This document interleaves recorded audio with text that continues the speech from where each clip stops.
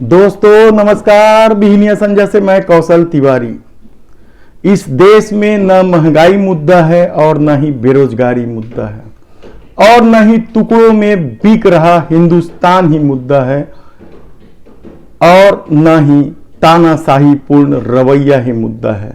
तब क्या हम यह मान लें कि मोदी मॉडल ने इस देश के समूचे विपक्ष को अपने जाल में फंसा लिया है? यकीनन आप विश्वास नहीं करेंगे, लेकिन मोदी सत्ता पूरी तरीके से फेल हो चुकी है और इस देश के आम लोगों के सामने जीवन का एक नया संकट खड़ा हो गया है। लेकिन जो लोग 1991 के वैश्वीकरण के बाद ये सोच रहे थे कि अब पूरी दुनिया में कट्टरपंथी समाप्त हो जाएगा या उनके लिए जगह नहीं बचेगी, वे अब समझ ले कि यह दौर मोदी का दौर है। देश बदल रहा है।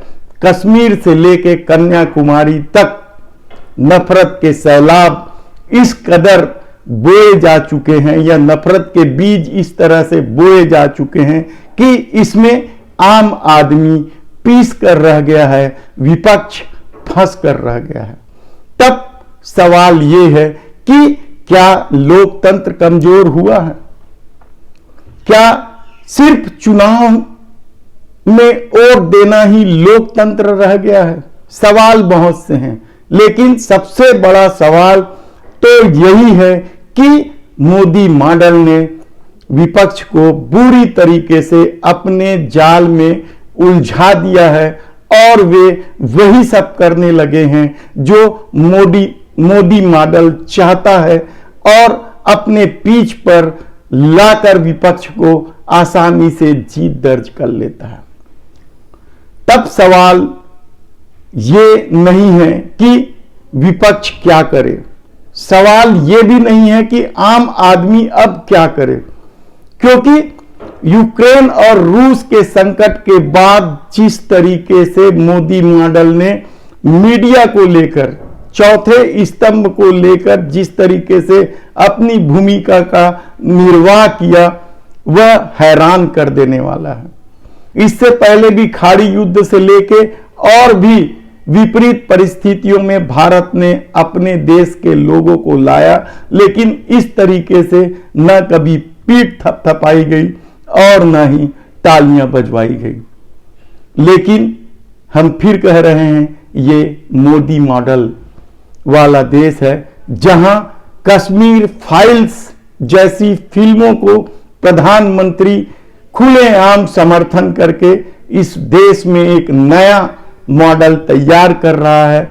एक नए ध्रुवीकरण का खेल शुरू हुआ है और इस खेल में समूचा मीडिया उसके साथ खड़ा नजर आ रहा है। पेट्रोल और डीजल के दाम लगातार बढ़ रहे हैं। कहां 40 रुपए में लाने की बात होती थी 2014 में, आज 100 रुपए से पार हो चुका है। रसोई गैस सिलेंडर भी 35% 40% बढ़ चुका है।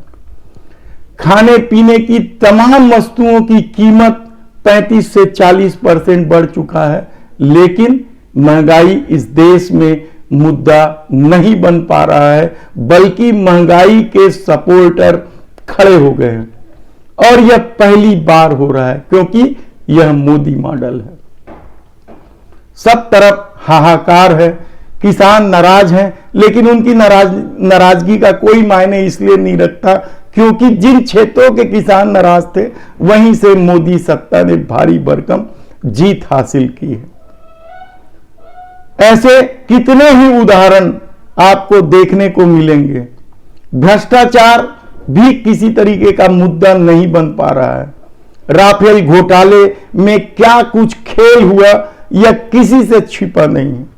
लोगों के बेडरूम तक झांकने के लिए जिस तरीके से जासूसी हुई, इजराइल से उपकरण खरीदे गए, वह मामला भी टाएं टाएं फिस हो चुका है। अब तो लोग स्वयं न्याय करने लगे हैं। क्या यही मोदी मॉडल है?